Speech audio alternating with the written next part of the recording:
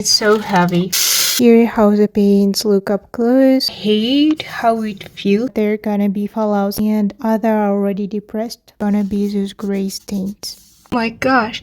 Okay, let's see what I got from Temu March, and we're going to see how this big gouache, it's packed so well. And it has so many colors and it's so heavy. I didn't expect it, to be honest, that it's going to be so big.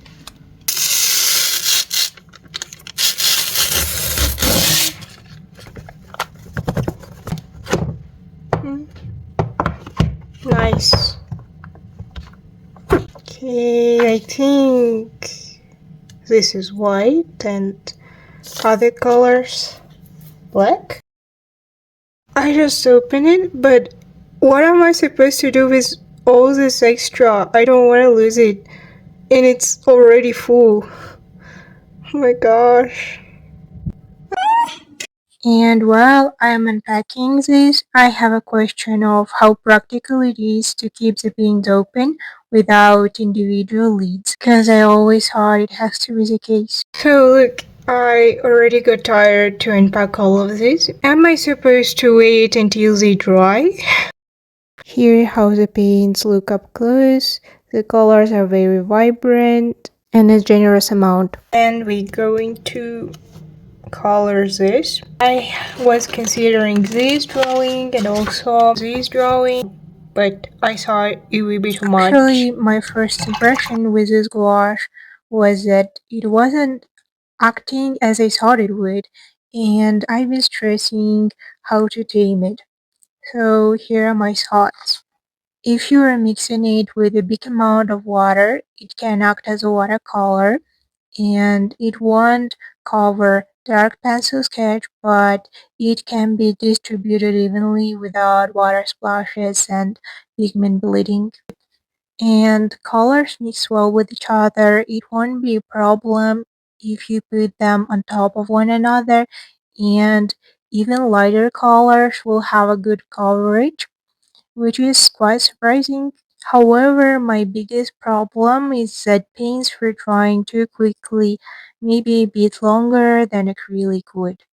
However, once it dries, the pigment wouldn't get lifted with another layer, which made it difficult for me to mix it to the semi-realistic state I was going for. And here is the result of my first gouache sketch. I didn't like it, so I drew a bird and then girl. But it still wasn't what I wanted, and I thought that I can do better. So I just kept drawing and drawing until I figured out how to use it, and I'm going to share my insight about it with you.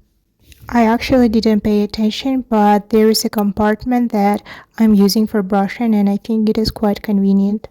But some of the pins got dried already, even though I'm watering them as I would water my plants.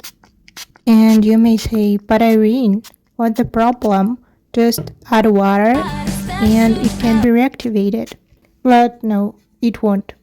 I mean, you can, but there are gonna be fallouts like this, which let's agree is not great. And as you can see, the colors are not used evenly. Some are still full and other are already depressed. And when it comes to white, I already refilled it with my own gouache. So you would want to buy extra as well. And if you're painting on both pages, then because of tension, there are gonna be those gray stains. Overall, after using this gouache regularly for more than 2 months, I can say that I had a very positive experience with it. In terms of price and quality, I would call it a great deal, especially considering the volume of gouache and the palette that came with it. Even though I'm using it in my sketchbook only, I think it will last for quite a long time. I actually have heard horror stories about mold appearing after a while, which was definitely a concern to me, but thankfully I haven't experienced that.